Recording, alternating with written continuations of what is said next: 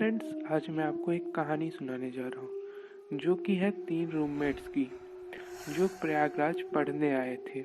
तो चलिए पहले इन तीनों के बारे में इंट्रोडक्शन देख लेते हैं। जो उनमें से पहला था वो प्रिंस नाम का लड़का था। प्रिंस इलाहाबाद के ही किसी एक गांव से आया था, तो उसे थोड़ा बहुत जानकारी थी कि प्रयागराज में कहाँ कैसे रहना है। फिर उसके बाद दूसरा बंदा राजस्थान से था जिसका नाम राजेश था। राजेश भी एक गांव से ही था। और फ्रेंड्स, जो तीसरा बंदा था उसका नाम रविंद्र था। रविंद्र बेसिकली पंजाब से बिलोंग करता था। ये तीनों जब पहले दिन कॉलेज आए थे तभी इन तीनों की दोस्ती अच्छी खासी हो गई थी। तो तीनों ही अपने कॉलेज के पास एक रूम ढूंढ रहे थे जिससे वो कॉलेज आ जा भी सकें और पढ़ाई भी कर सकें। तो राजेश और रविंद्र ने प्रिंस से रूम लेने के लिए पूछा, क्योंकि जो प्रिंस था वो तो प्रयागराज से ही बिलोंग करता था। उसको वहाँ के रूम के बारे में अच्छी खासी जानकारी थी। तो वो तीनों एक जगह पे रूम लेते हैं और साथ में रहना चालू कर देते हैं। फिर कुछ दिन बाद इन्होंने जो रूम ले रखा था वो एक सुनसान इलाके में पड़ता था, जहाँ लगभग 500 मीटर के रेडियस में कोई नहीं रहता था। तो एक दिन ऐसे ही बात करते करते राजेश ने भूत के बारे में बात करने लगा। तो रविंद्र ने कहा कि हाँ, भूत होते हैं। तभी प्रिंस ने बोला, अरे यार नहीं नहीं, भूत वूत कुछ नहीं होते, ये सब बेफिजूल की बातें हैं यार। तो फिर रविंद्र बोला, तो फिर आज रात को देख लेते हैं कि किसकी बात सच होती है। तो प्रिंस ने भी जोश जोश में आके बोल दिया कि हाँ चल देख लेते हैं। तो फिर रविंद्र रात को एक क्विज़ा बोर्ड लेके आया और बोला कि आज देख लेंगे भूत होते हैं कि नहीं। फिर प्रिंस भी बोलता है कि हाँ यार चल आज देख ही लेते हैं कि भूत होते हैं कि नहीं, कि सब बेफिजूल की बातें करते हैं। फिर तीनों दोस्त रात के 12 बजे एक घेरा बना के बैठ गए क्विज़ा बोर्ड लेके, और उसके कर्सर पे तीनों ने अपनी अपनी उंगलियां रख ली। तभी रविंद्र ने जोर जोर से आत्माओं को बुलाने लगा। ये देख के जो प्रिंस और राजेश थे ना, ये दोनों एकदम से डर गए। हालांकि प्रिंस को ये विश्वास था कि भूत ऊत कुछ नहीं होते हैं, फिर भी प्रिंस के मन में भी कहीं न कहीं डर बसा ही हुआ था। लेकिन उस दिन कुछ नहीं हुआ। तभी प्रिंस बोला, देखा मैंने कहा था ना कि भूत ऊत कुछ नहीं होते। तभी रविंद्र कहा, नहीं यार भूत होते हैं, मैंने देखा है, अपने गांव में मैंने देखा है। तो फिर प्रिंस ने बोला कि चल हट, कितना झूठ बोलेगा। तो फिर रविंद्र कुछ नहीं बोला, आखिर वो बोल भी क्या सकता था, उसके पास कुछ सबूत थोड़ी न था। तो इसीलिए वो उस दिन कुछ नहीं बोला और तीनों ही सो गए। फिर रविंद्र दूसरे दिन फिर से क्विज़ा बोर्ड लेके बैठता है और इस बार प्रिंस बोलता है कि क्या यार, ये तेरा रोज रोज का क्या लगा रखा है। तब फिर रविंद्र बोलता है कि बैठ न यार, अगर आज कुछ नहीं हुआ तो फिर मैं ये सब करना बंद कर दूंगा। तो इस बात को सुनकर प्रिंस और राजेश दोनों ही बैठ गए और प्रिंस ने बोला, ठीक है, अगर आज कुछ नहीं हुआ ना तो अगली बार से ऐसा कुछ मत करना कभी भी।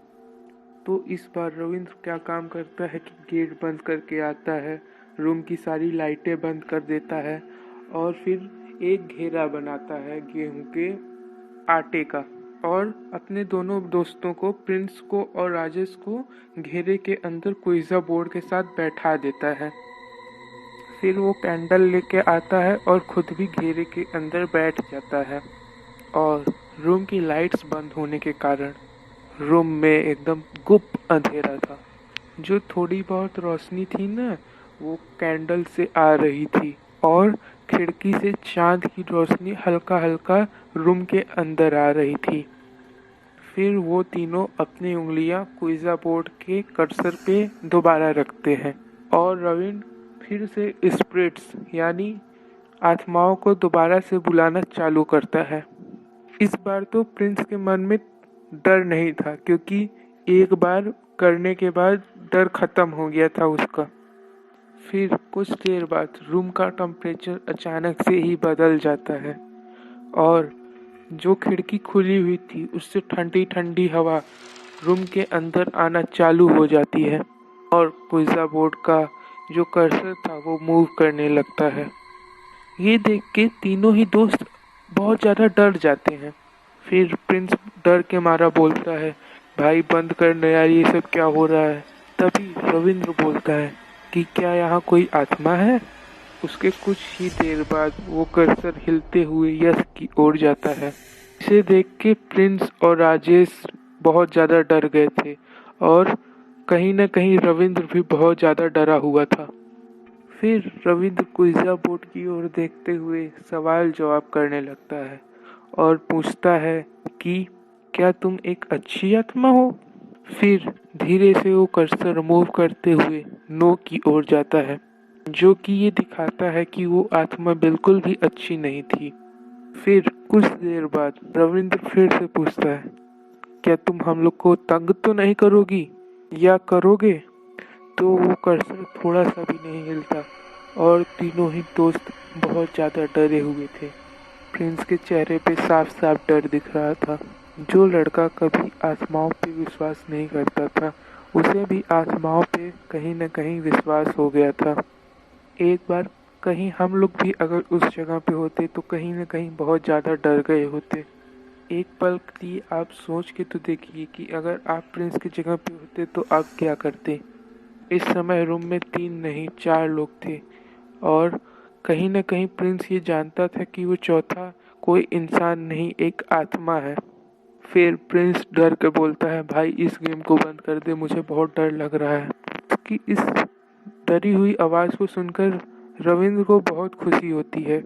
कहीं न कहीं उसके मन में ये चल रहा था कि अब तो इसको विश्वास हो ही गया ना कि भूत होते हैं।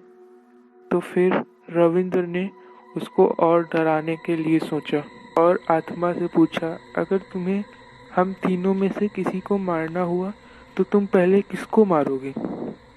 तो फिर से वो कर्सर हिलने लगता है और इस बार रविंद्र का नाम उस कर्सर से लिखता हुआ आता है। पहले RAVINDRA। ये देखकर रविंद्र बहुत डर जाता है और जहाँ वो प्रिंस को डराने की सोच रहा था वहाँ वो बहुत डर जाता है और सहम जाता है एक पल के लिए। और फिर रविंद्र इस खेल को ख़त्म करने के लिए सोचता है और उस आत्मा से परमिशन मांगता है कि क्या हम ये गेम यहीं पे छोड़ सकते हैं। तो फिर वो आत्मा नो की ओर इशारा करती है। उसका पिज़्ज़ा बोर्ड का कर्सर नो की ओर जाता है। तो फिर रविंद्र के मन में और भी ज़्यादा डर उमड़ने लगा था। अब रविंद्र भी चाहता था कि ये गेम ख़त्म ही हो जाए किसी तरह से। राजेश की तो हालत एकदम से ख़राब हो गई थी, वो तो भागने के चक्कर में ही था। रविंद्र एक बार दोबारा पूछता है डर से कि क्या हम ये खेल अब यहाँ पे छोड़ सकते हैं।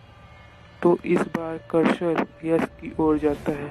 जैसे ही कर्सर यश की ओर जाता है, रविंद्र तुरंत कैंडल बुझा के रूम की लाइट जला देता है और कुछ देर बाद रूम का टेम्परेचर फिर से नॉर्मल हो जाता है। ये देख के तीनों ही दोस्त रिलैक्स हो गए थे और प्रिंस हनुमान जी की मूर्ति के पास चला जाता है और हनुमान चालीसा पढ़ने लगता है। उस दिन के बाद से प्रिंस का विश्वास भूत पे भी था और भगवान पे भी। Thank you friends, thank you for watching. Hope आपको ये वीडियो अच्छी लगी होगी। प्लीज़ हमारे चैनल मिस्टर स्क्वेरी स्टोरी को सब्सक्राइब करिए। इस समय हमें सब्सक्राइबर की बहुत ज़रूरत है। प्लीज़ फ्रेंड्स सब्सक्राइब करिए और शेयर करिए।